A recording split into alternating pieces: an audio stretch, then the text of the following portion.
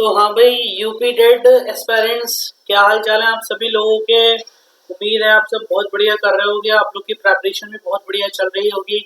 Actually I am also UP TET aspirants, लेकिन थोड़ा सा कंसर्न ये हुआ कि कुछ चीज़ें जहाँ पर मुझे लग रहा था कि ये इम्पोर्टेंट हो जाएंगी पेपर के लिए, और actually I am looking for and I am also giving for paper second, तो जो हमारा 6 to 8 के लिए होने वाला है। तो उसके लिए मैं आप सबके लिए एक मास्टर क्लास लेकर आया हूँ, और जिसमें कि हमारे टॉप 150 एमसीक्यूज होने वाले हैं। जो टॉप 150 एमसीक्यूज होंगे वो हमारे पूरे सिलेबस को कवर करेंगे। ठीक है, अगर किसी बच्चे ने इस हमारे मास्टर क्लास को देख लिया तो हमको लगता है कि वो काफी अच्छे क्वेश्चन यहाँ से अपने एग्जाम में देख सकता है। ये हमारी भी एक तरीके से उम्मीद है, और जैसा कि हम सब जानते हैं उम्मीद पर ही दुनिया कायम है। तो थोड़ा सा टाइम निकाल कर आप सभी लोग इस वीडियो को जरूर देख लें, और इसमें मैं आपको 150 एमसीक्यूज कवर कराने वाला हूँ, जिसमें हमारे सारे टॉपिक्स कवर हो जाएंगे, हिंदी से लेकर सीडीपी, एसएसटी, ठीक है, एवरीथिंग, जितने भी मैथमेटिक्स एंड ऑल हो रहे हैं सब्जेक्ट्स वो सारे कवर हो जाएंगे। तो थोड़ा सा जल्दी से स्टार्ट करते हैं, टाइम नहीं वेस्ट करते हैं। आप जल्दी जल्दी इस वीडियो को देखिए। हमारी UP debt paper second 6 to 8 के टॉप 150 एमसीक्यूज के लिए होने वाली है। सबसे पहले हम लोग अपने इंग्लिश लैंग्वेज को देखेंगे। एक्चुअली ये इंग्लिश लैंग्वेज के लिए एक ब्रह्मास्त्र होने वाला है। अगर आपने किसी बच्चे ने इस पेपर ये जो एक्चुअली इमेज है इसको पढ़ लिया अच्छे से, अगर आप लोग बोलोगे तो आप लोग मुझे कमेंट बॉक्स में बताना, मैं सारे ब्रह्मास्त्र ये मेरे सारे बने हुए हैं, चाहे इंग्लिश के भी बने हुए हैं, एसएसटी के भी हैं, मैथमेटिक्स के भी हैं, ठीक है, सभी के हैं, साइंस के भी सभी के हैं। तो आप लोग मुझे बोलोगे तो मैं आपको पर्सनली क्या कर दूंगा, शेयर भी कर दूंगा, ठीक है। या आप बताइएगा तो मैं आपको अपने इंस्टाग्राम हैंडल्स पर, अपने सोशल मीडिया हैंडल्स पर इमेजेस भी इसकी अपलोड कर सकता हूँ, but it is totally based on your comments. आपके जैसे कमेंट्स आएंगे मैं उसी हिसाब से काम करूंगा, ठीक है। उसके बाद हम लोग बात करते हैं, ये तो मैंने अभी सारी एक कंबाइंड ब्रह्मास्त्र बनाई है, मास्टर क्लास बनाई है। अगर आपको सिंगल सिंगल इंडिविजुअल ब्रह्मास्त्र चाहिए है, सिंगल सिंगल सब्जेक्ट की, अगर इंग्लिश की चाहिए है, हिंदी की चाहिए है, सीडीपी की चाहिए, जिसकी चाहिए तो मुझे प्लीज कमेंट बॉक्स में बताइए। मैं उसके लिए, जैसे इसमें मैंने 150 एमसीक्यूज कवर किए हैं, उसमें मैं 50-50 एमसीक्यूज कवर कर लूंगा। और जो 50 एमसीक्यूज होंगे बच्चों, वो एमसीक्यूज आपके पीवाईक्यूज बेस्ड होंगे, और मोस्ट एक्सपेक्टेड एमसीक्यूज होंगे। 25 पीवाईक्यूज एमसीक्यूज उसमें से मैं लूंगा, और 25 आपके मोस्ट एक्सपेक्टेड एमसीक्यूज होंगे ऑफ एवरी सिंगल सब्जेक्ट।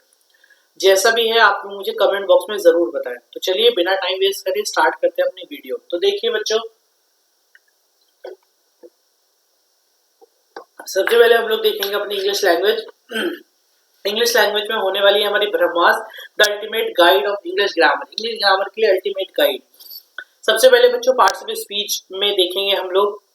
ये बिल्डिंग ब्लॉक्स होते हैं एक तरीके से। इसमें हमने पार्ट्स ऑफ स्पीच पता है हमको, नाउन होता है, प्रोनाउन होता है, वर्ब होगा, एडवर्ब होगा, एडजेक्टिव होगा, preposition, conjunction, interjections, right. Noun से स्टार्ट करते हैं। ये सब आपने देखिए पढ़ रखा होगा, मैंने ये आपको बता दिया। अगर आपको सिंगल सिंगल चाहिए, टॉपिक का एक्सप्लेनेशन चाहिए, मैं वो भी देने के लिए तैयार हूँ। इंग्लिश वगैरह में आपको बिल्कुल भी टेंशन नहीं होने वाली। इंग्लिश के लिए तो आपको गारंटी दे रहा हूँ कि आपके सारे क्वेश्चन फंस जाएंगे, जो मैं सिंगल इंडिविजुअल वीडियो बनाऊंगा, ठीक है। उसके बाद इसमें टेंसेस, वॉइसेस आपको पढ़ना पड़ेगा, थोड़ा सा टाइमलाइंस वगैरह को देखना पड़ेगा। टेंसेस क्या होते हैं, पास्ट, प्रेजेंट और फ्यूचर। वॉइसेस में एक्टिव, पैसिव होते हैं। फिगर ऑफ स्पीच में हमारी वही पार्ट्स ऑफ स्पीच जिसको बोलते हैं, फिगर ऑफ स्पीच हमारी होती है पोएटिक डिवाइसेस, जैसे सिमिली, मेटाफोर, पर्सोनिफिकेशन, ठीक है।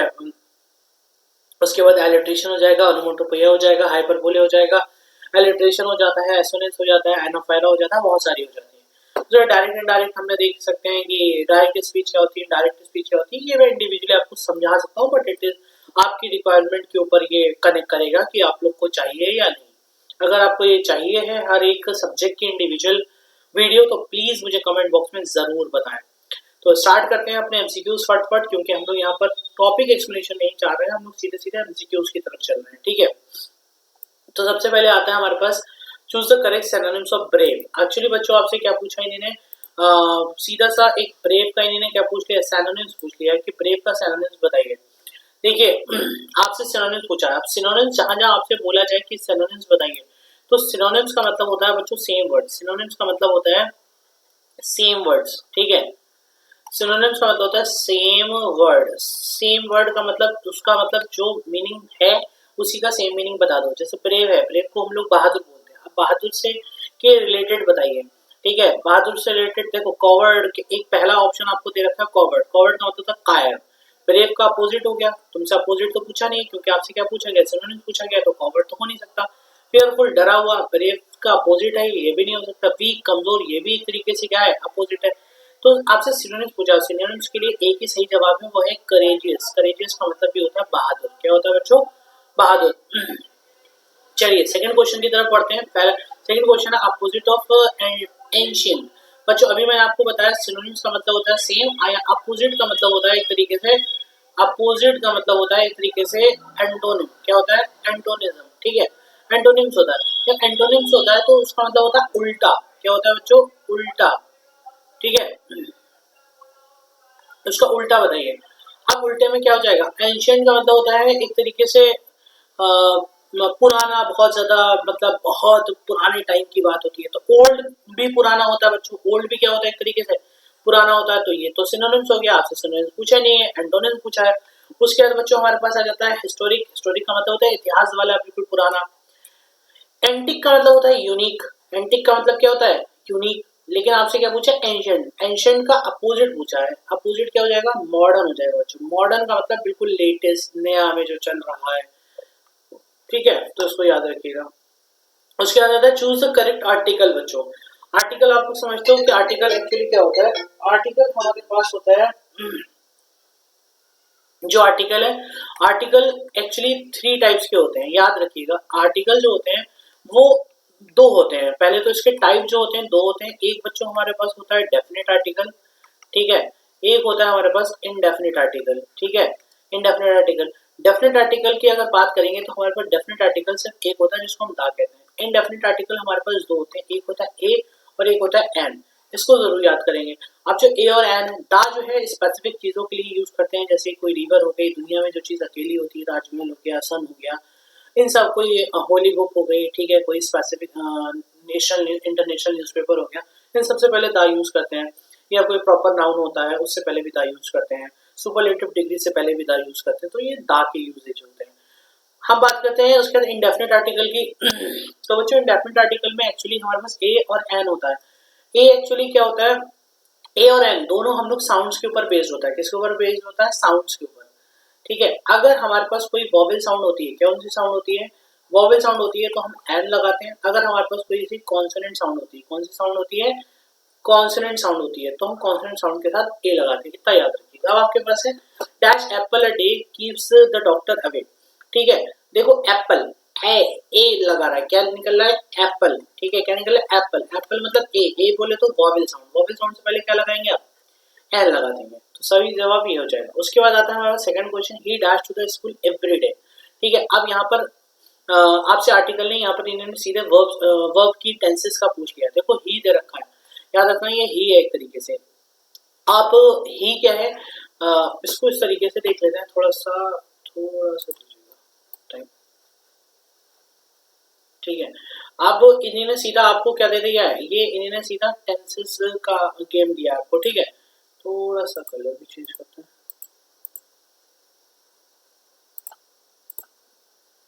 हाँ, अब इधर देखिएगा, समझिएगा जरा। अब इन्होंने कहा ही डैश।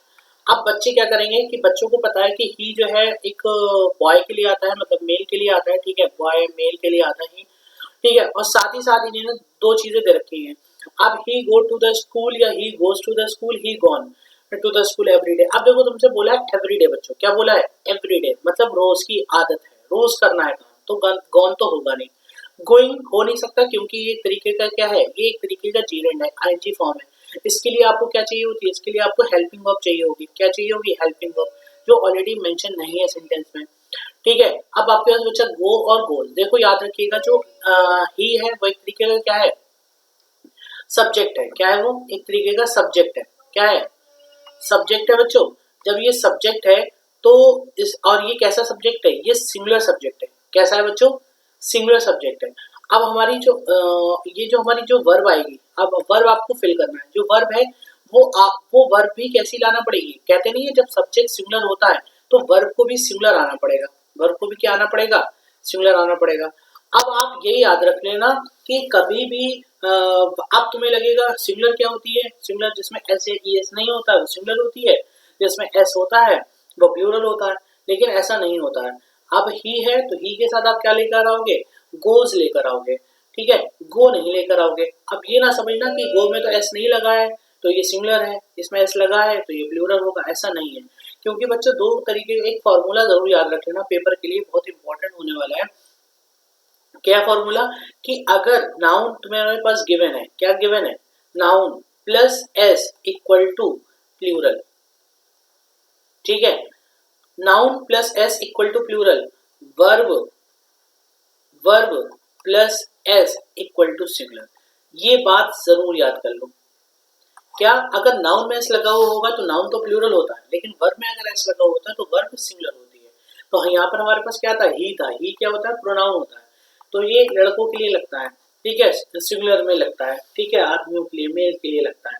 तो इसके लिए इसका मतलब यहाँ क्या हो जाएगा, सही जवाब हो जाएगा गोज, ही गोज, ना कि गो, ठीक है। तो उम्मीद है कॉन्सेप्ट आपको समझ में आ गया होगा। तो सही जवाब हो जाएगा हमारे पास क्या हो जाएगा, गोज हो जाएगा, ठीक है।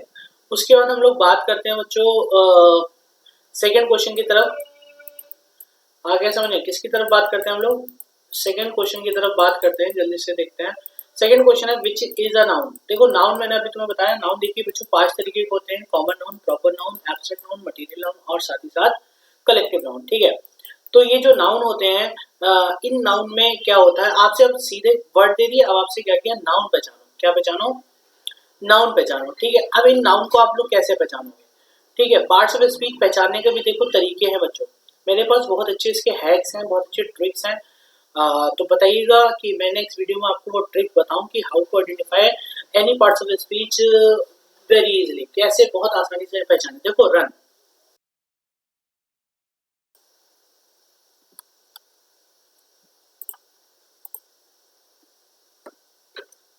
now move on the next question, that is noun.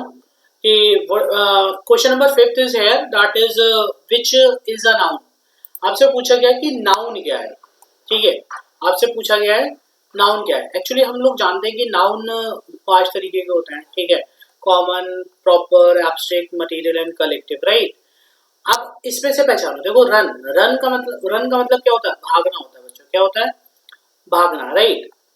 जब भागना होता है तो इसका मतलब होता है ये भागना क्या, एक तरीके की एक्टिविटी है, क्या एक तरीके की एक्टिविटी है, किसी काम को करना है, कोई काम का चलना प्रोसेस में है। तो जहां पर भी कोई एक्टिविटी दिखती है तो उसको वो काहे में आती है, वो वर्ब में आती है, किसमें आती है बच्चों, वो वर्ब में आती है। उसके बाद है ब्यूटीफुल, ब्यूटीफुल देखो किसी, ब्यूटीफुल का मतलब होता है अच्छा, क्या है होता है अच्छा, किसी की, इसका मतलब होता है तारीफ करना या बुराई करना, किसी की अच्छाई बताओ या बुराई बताओ, वो होता है किसी, उसकी क्वालिटी को बताते हैं हम लोग, किसको बताते हैं, क्वालिटी को। तो जिसमें क्वालिटी बताई जाती है वो क्या होता है, वो एडजेक्टिव हो जाता है, क्या हो जाता है, एडजेक्टिव।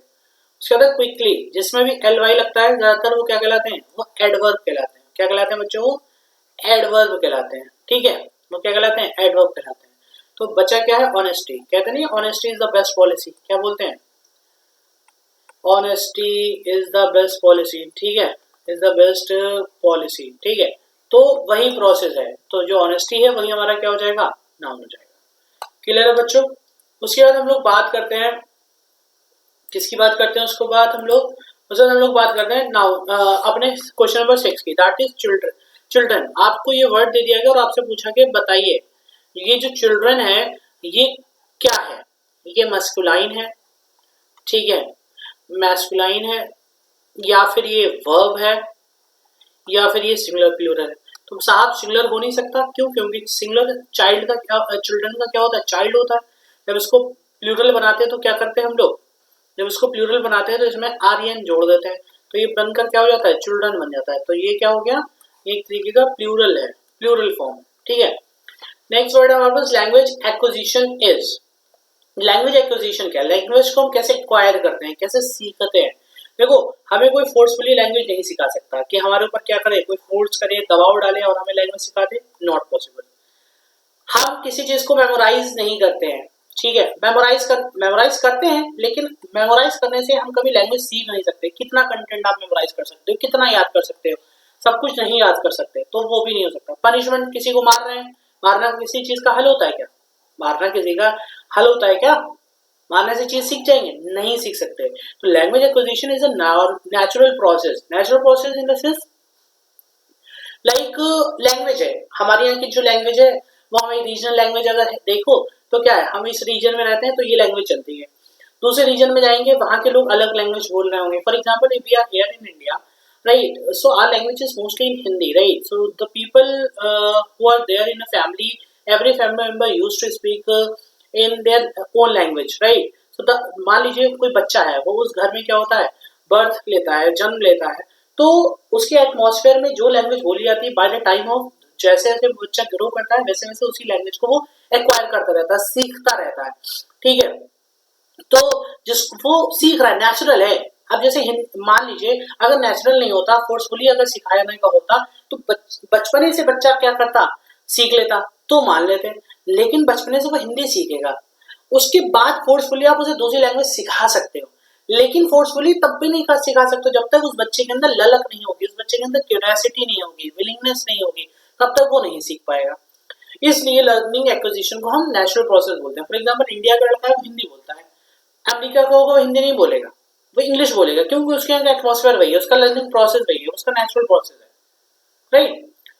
उसके बाद बात करते हैं रीडिंग स्किल्स मेनली डेवलप्स। जो रीडिंग स्किल्स है बच्चों, मतलब जो पढ़ना पढ़ाना है, ये काहे से होती है? रीडिंग, जो रीडिंग स्किल्स है बच्चों, ठीक है, वो काहे पर डिपेंड करती है? हमारे बोलने पर करती है? नहीं करती है।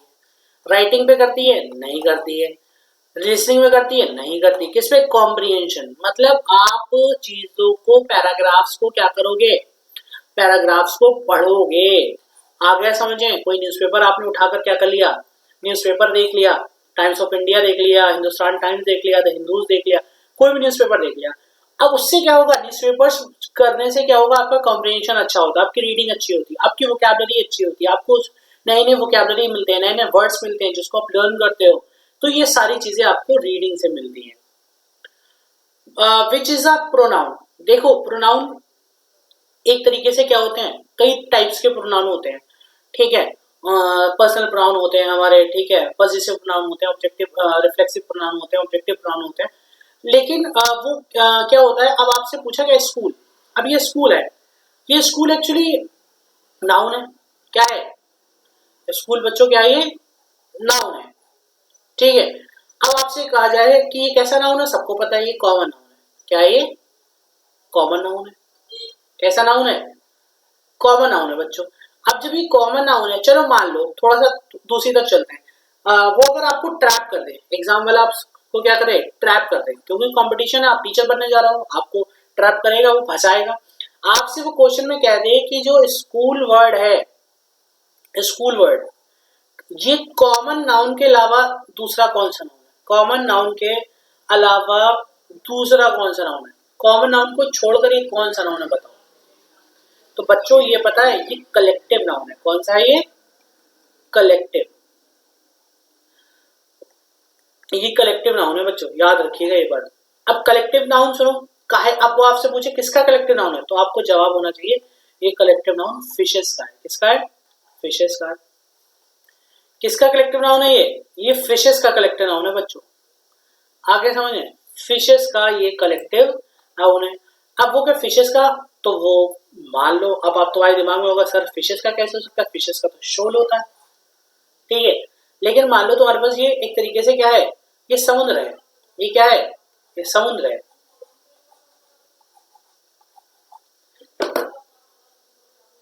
ये क्या है, समुद्र है आपका। समुद्र के दो एरियाज हैं, एक तो ये है, ये क्या हो गया, टॉप एरिया हो गया, ये कौन सा है, ये बॉटम एरिया है। कौन सा है, बॉटम एरिया।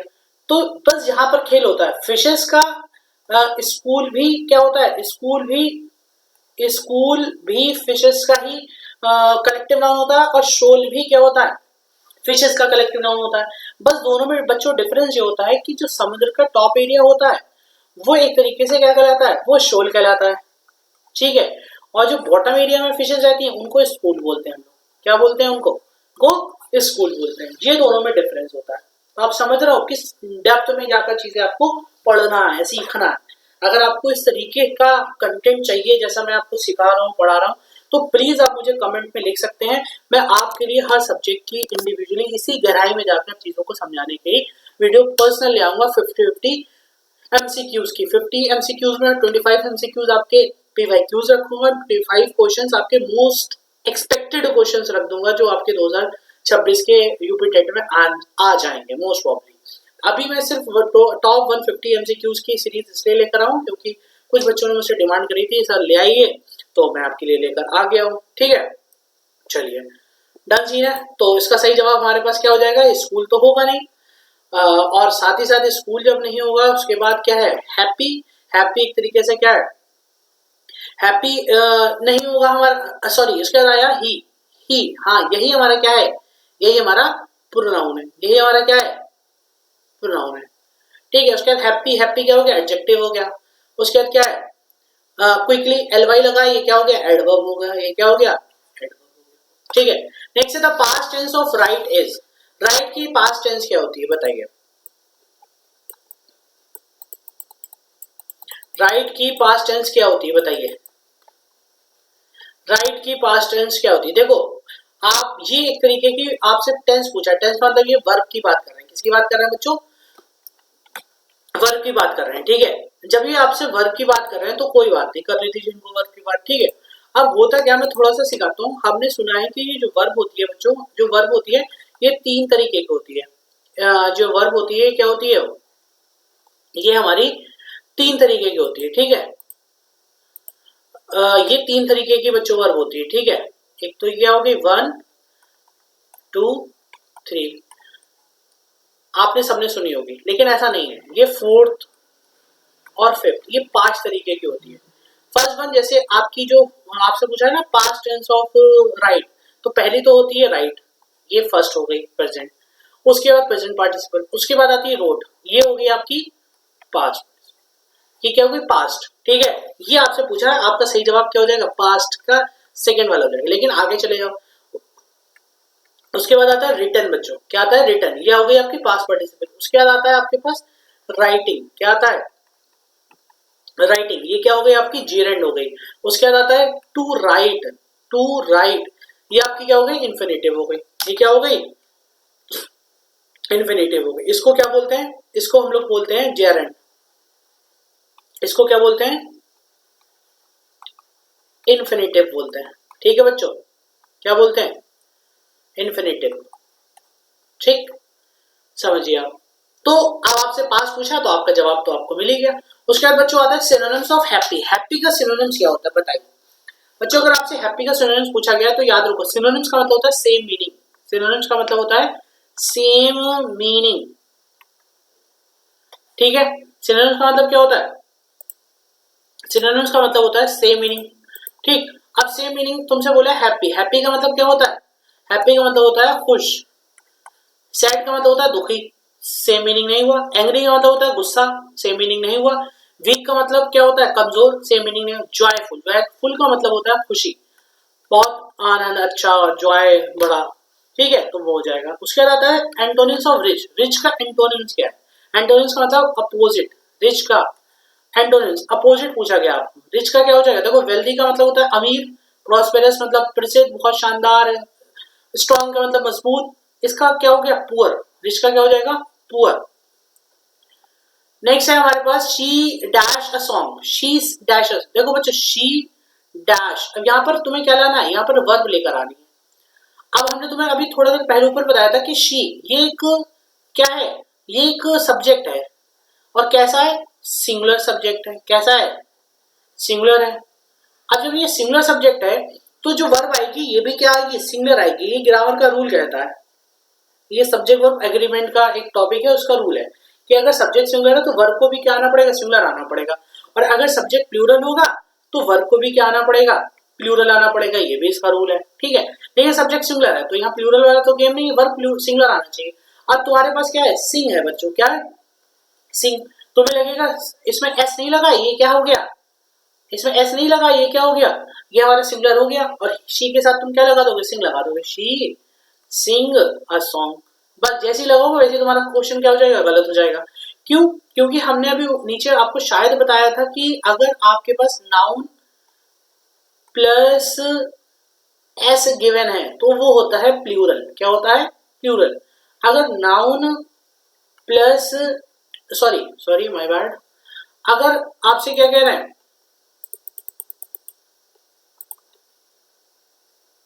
अगर यहाँ पर, सॉरी, तो क्या होगा, ये प्लूरल होगा। अगर यहाँ पर आपको क्या गिवन है, वर्ब गिवन है, वर्ब के साथ एस लगेगा तो वो क्या हो जाएगा, वो सिंगुलर हो जाएगा। क्या हो जाएगा? सिंगुलर। तो ये जरूरी नहीं है कि हर वर्ड के साथ, किसी भी वर्ड के साथ एस लगा दो प्लूरल हो जाएगा, ऐसा नहीं है। वर्ड में अगर नाउन होगा तो प्लूरल बनेगा, एस वर्ब में लगेगा, वर्ब में एस लगेगा तो वो सिंगुलर हो जाएगी। ठीक है, तो अब इसका मतलब ये होगा कि जिस वर्ड सिंग में एस लगा हुआ होगा वही हमारी सिंगुलर होगी। तो पहले वाले में क्या है, सिंग है, तो ये तो हो नहीं सकता, इसमें सिंग्स है, तो यही जवाब सही हो जाएगा। अब सुन लो, इसके बाद थर्ड वाला और फोर्थ वाला क्यों नहीं हो सकता। जिन बच्चों को डाउट है कि ये सब थर्ड वाला क्यों नहीं हो सकता, फोर्थ वाला क्यों नहीं हो सकता, तो अपना डाउट क्लियर कर ले। देखो, थर्ड वाले ऑप्शन में क्या गिवन है, थर्ड वाले ऑप्शन में गिवन है सिंगिंग। क्या गिवन है बच्चों? सिंगिंग गिवन है। सिंगिंग एक जेरेंड होता है, आईएनजी फॉर्म होती है।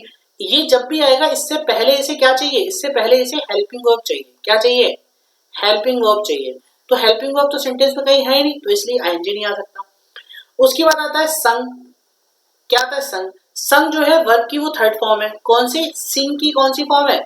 सिंग, सैंग और संग, ये थर्ड फॉर्म है। थर्ड फॉर्म जब भी आती है तो अपने साथ हमेशा क्या लेकर आएगी, या तो वो हैज हैव लेकर आएगी या फिर वो हैड लेकर आएगी। ठीक है, ये सेंटेंस के ऊपर, टेंस के ऊपर डिपेंड करता है कौन सा टेंस है। तो यहाँ पर हैज संग इसलिए नहीं आया, क्यों? क्योंकि ना कहीं हैज है, ना हैड है और ना हैव है। इस संग को भी कोई हेल्पिंग वर्ब चाहिए, इन तीनों में से कोई सा भी चाहिए, इसलिए संग नहीं आया। डन सीन है बच्चों। तो इसका सही जवाब हो जाएगा हमारे पास सिंग। ठीक है, चलिए डन। उसके बाद बात करते हैं, नेक्स्ट है विच इज एन एडजेक्टिव। इसमें से हमारे पास एडजेक्टिव कौन सा है? ठीक है, हमारे पास एडजेक्टिव कौन सा, बताइए।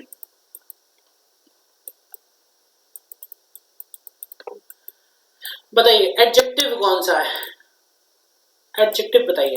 देखो एडजेक्टिव आपसे पूछा, मैंने अभी बताया किसी भी चीज के बारे में क्या करना, क्विकली एल वाई लगाया एडवर्ब हो गया। ठीक है, जैसे ही एल वाई लग गया तो मोस्टली क्या होता है, वो एडवर्ब हो जाता है। ब्यूटीफुल क्या है? ब्यूटीफुल किसी की क्वालिटी को बताया जा रहा है, किसी की क्वालिटी को क्या करा जा रहा है, क्वालिटी को बताया जा रहा है। ठीक है, तुरंत क्या हो गया, यही एडजेक्टिव हो जाएगा। रन भागना वर्ब हो गया, स्पीक बोलना, ये भी क्या हो गया, वर्ब। इसमें दोनों में एक्शन देखने को मिल रहा है, एक्टिविटी देखने को मिल रही है। ठीक है, बस खत्म। उसके बाद क्या है, choose the correct spelling. Correct spelling को ढूंढिए। देखो ये पता चला रिसीव की बात हो रही है, तो याद रखना जिसमें भी ई आई आएगा वो सही हो जाएगी। अब पहले वाले में क्या, are E C I E V E, गलत हो गई। क्यों? क्योंकि हमने ई आई बोला है तुमसे।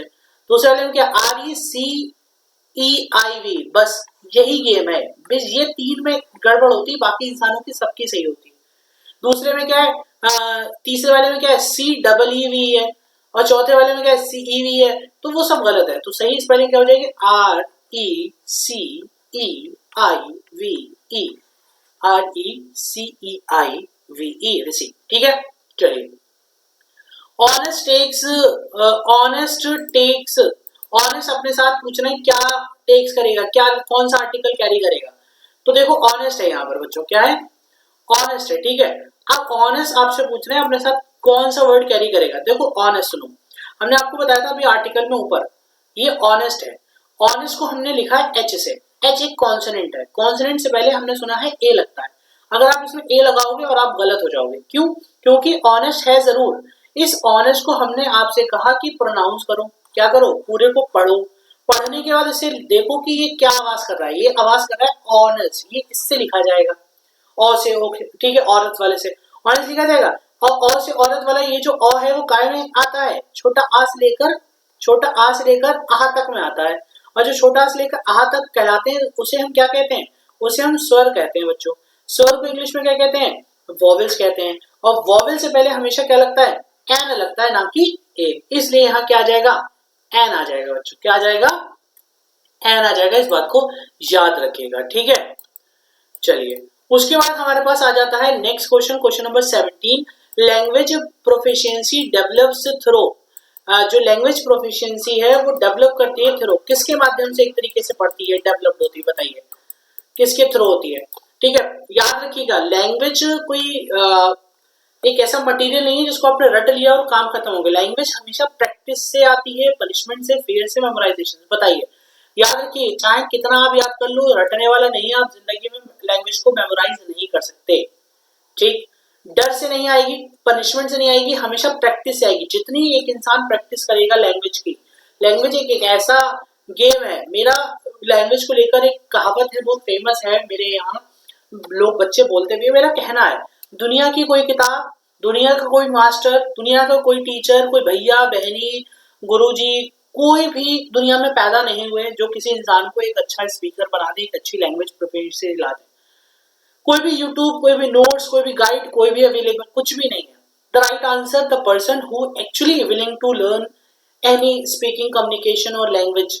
ठीक है, जो इंसान उस लैंग्वेज को सीखना चाहता है, this is the right answer, is that only guy who can only make themselves very fluent. सिर्फ वही इंसान अपने आप को बहुत फ्लुएंट बना सकता है, उसके अलावा कोई नहीं बना सकता। क्यों? क्योंकि it's required practice, it's required time. How much time you are going to give on your speaking, on your fluency, on your communication, you will definitely improve yourself. आप अपने आप को उतना ही improve कर लोगे जितना टाइम दोगे। कम टाइम दोगे कम इंप्रूवमेंट आएगा, ज्यादा दोगे ज्यादा इंप्रूवमेंट आएगा। डन सीन है बच्चों। कंजंक्शन, बच्चों कंजंक्शन क्या होता है? कंजंक्शन एक तरीके का पार्ट्स ऑफ स्पीच होती है हमारी, और ये एक तरीके का कंजंक्शन को हम लोग कनेक्टर के नाम से भी जानते हैं। किसके नाम से जानते हैं? कनेक्टर्स। कनेक्टर्स का मतलब होता है, कनेक्टर नहीं कहते कनेक्टर, कनेक्टर का मतलब होता है एक वर्ड को दूसरे वर्ड से क्या कर लेना, इसको इससे क्या कर लेना, जोड़ना। ठीक है, अब आपसे पूछा है डायरेक्ट की कौन सा है? हैप्पी देखो एक तरीके से एडजेक्टिव होता है, रन वर्ब होता है, ही प्रोनाउन होता है, तो ये तो अलग हो गए ना। तो एक ही बचा बट। क्या आ गया? बट। बट, यट, सो, बहुत है, तो वेदर, जो भी होगा, इफ, ये सारे हमारे कंजंक्शंस होते हैं, कनेक्टर्स होते हैं। अगर बताइएगा तो मैं इसके ऊपर एक प्रॉपर वीडियो बना दूंगा। तो वही सही जवाब है। अपोजिट ऑफ विक्ट्री, विक्ट्री का अपोजिट देखो। विक्ट्री का मतलब बच्चों क्या होती है? विक्ट्री का मतलब होती है जीत। जैसे आरसीबी हमारी क्या हुई, आईपीएल जीत गई। ठीक है, मैं थोड़ा सा फ्लेक्स कर रहे हैं ना आरसीबी फैन होने के नाते, तो आरसीबी जीत गई। अब विक्ट्री का मतलब क्या होता है? जीत। इसका अपोजिट पूछा, उल्टा पूछा है। विन तो हो नहीं सकता, सिनोनिम्स है। सक्सेस का मतलब सफलता, ये हो नहीं सकता, सेम है। अचीवमेंट का मतलब कोई चीज प्राप्त करना, ये भी सेम है, ये हो नहीं सकता। तो डिफीट, इसका अपोजिट पूछा तो इसका डिफीट हो जाएगा, डिफीट। क्या हो जाएगा? डिफीट। जैसे कौन हो हारी थी आरसीबी के अगेंस्ट में, कौन थी फाइनल में? गुजरात टाइटंस थी, वो क्या हो गई? हार गई, तो उसका वहां पर हो जाएगा वो डिफीट हुई थी। ठीक है, reading helps develop. Reading helps किस चीज को डेवलप करती है? मैंने अभी ऊपर बताया था जब क्वेश्चन नंबर 7 अटेम्प्ट कर रहे थे कि रीडिंग क्या चीज बताती है। तो रीडिंग आइज कॉम्प्रिहेंशन बढ़ाती है, लेकिन कॉम्प्रिहेंशन के साथ साथ क्या चीज हमें देती है? हमने तुम्हें बोला था ऊपर, चाहो वीडियो को बैक करके देखिए आप, बोला था ये बात, ये आपकी वोकैबुलरी पावर बढ़ाती है। मैं अभी बता रहा हूँ, जैसे कोई भी बड़े से बड़ा टीचर, आप सब मोस्टली टीचर्स होंगे, आप लोग एक बार चाहना प्रैक्टिस आजमा के देख लेना। आप एक किसी भी न्यूज़पेपर को उठा के देख लो, Hindustan Times, Times of India और द हिंदू, कोई भी अच्छा न्यूज़पेपर उठाकर देखो इंग्लिश का, उसे आप पढ़ो एक पैरा को, और एक पैरा को पढ़ने के बाद 10 से 15 लाइन का पैरा पढ़ो, आप सब कम से कम 4-5 उसमें एक ऐसे वर्ड्स आएंगे जहां पर आप सब फंस जाओगे। आपको एक्चुअली अगर नहीं भी फंसोगे, लेकिन उसमें का आपको एग्जैक्ट मीनिंग नहीं पता चलेगा। आप कहानी पढ़ते हो जाओगे तो आप मीनिंग तो निकाल लोगे, सेंस तो कर लोगे, यहाँ पर ये कहना चाह रहे हैं, लेकिन एग्जैक्ट मीनिंग नहीं बता पाओगे। तो जब हम रीडिंग करते हैं तो हमें एक्चुअली क्या करते हैं, हमारी वोकैबुलरी पावर क्या करती है? बढ़ाती है। चलो इतनी हमने तुम्हें कॉन्सेप्ट बता दिया, इस तरीके से होती है। लेकिन अगर नहीं भी बताओगे तब भी तुम क्वेश्चन कर जाओगे, क्योंकि इसके जो ऑप्शन है वो एक्चुअली कैसे हैं? इररेलेवेंट है बच्चों। कैसे हैं? इररेलेवेंट है। क्यों? हाइट, वेट, अटेंडेंस, इनसे मतलब ही नहीं है रीडिंग का। ठीक है, तो ये हमारे इंग्लिश के क्या थे? 20 एमसीक्यूज थे। ये मैंने थोड़े से इजी रखे हैं। अगली जो वीडियो होगी बहुत मोस्ट डिफिकल्ट क्वेश्चंस होने वाले हैं। क्यों होने वाले? क्योंकि मैं उसमें सिर्फ और सिर्फ 50 क्वेश्चंस इंग्लिश के आपके लिए ही लाने वाला हूँ, और जो जिसमें सिर्फ 25 पीवाईक्यूज होंगे, 25 आपके मोस्ट एक्सपेक्टेड एमसीक्यूज होने वाले। तो please be ready for that video. ये मैंने सिर्फ एक इंट्रो वीडियो बनाई है कि इससे देखते हैं कैसा रिस्पॉन्स आता है, कैसा लोग प्यार कर रहे हैं वीडियो को। उसके बाद ही मैं आपके लिए मेहनत करने वाला हूँ बहुत ज्यादा। ठीक है, तो प्लीज आपका जो भी रिक्वायरमेंट है आप मुझे कमेंट बॉक्स में मुझे जरूर बता दीजिएगा। मैं उस हिसाब से आपकी वीडियो के लिए क्या कर लूंगा, एक तरीके से मैं उसके बाद आपके लिए कंटेंट तैयार करता चलूंगा। ठीक है, इसके बाद